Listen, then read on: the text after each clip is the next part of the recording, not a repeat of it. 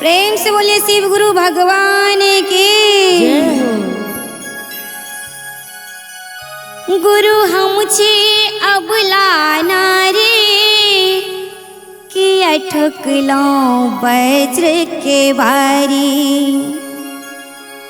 गुरु हम छे अबला नारी किया ठोकलो वज्र के बारी। गुरु हम छे अबला नारी किया ठोकलो वज्र के बारी। गुरु हम छे अबला नारी किया ठोकलो वज्र के बारी। गुरु हम छे अबला नारी किया ठोकलो वज्र के बारी। शिव गुरु दर्शन दिया कि दर्शन दिया शरण में ला लिया।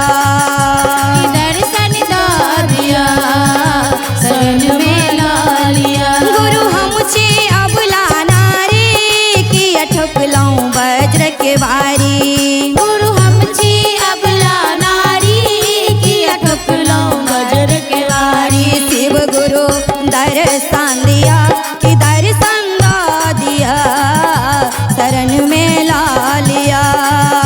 कि दर्शन दिया शरण में ला लिया। हम सुंदर गंगा जायब हम सुंदर जल भरी लायब।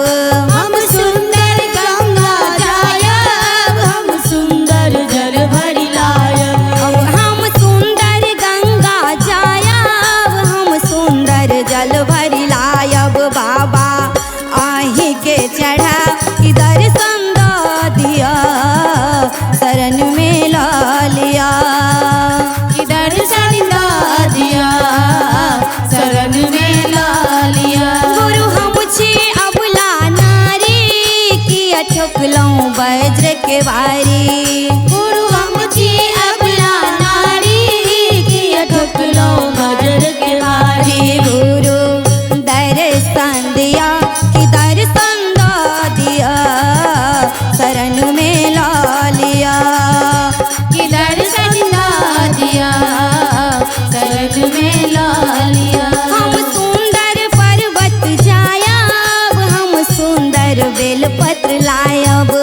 हम सुंदर पर्वत जायब हम सुंदर बेलपत्र लायब।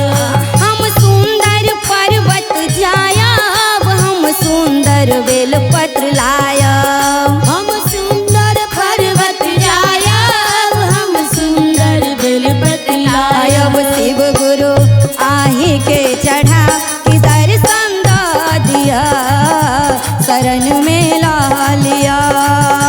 कि दर्शन दिया शरण में ला लिया। गुरु हम छे अबला नारी किया ठोकलो वज्र के बारी। गुरु हम छे अबला नारी किया ठोकलो वज्र के बारी। गुरु जी दर्शन दिया कि दर्शन दिया शरण में ला लिया। कि दर्शन दिया शरण में ला लिया। हम सुंदर जंगल जायब हम सुंदर भांग लायब। हम सुंदर जंगल जायब हम भांग तोड़ के लायब। हम सुंदर जंगल जायब हम सुंदर भांग तोरी लायब।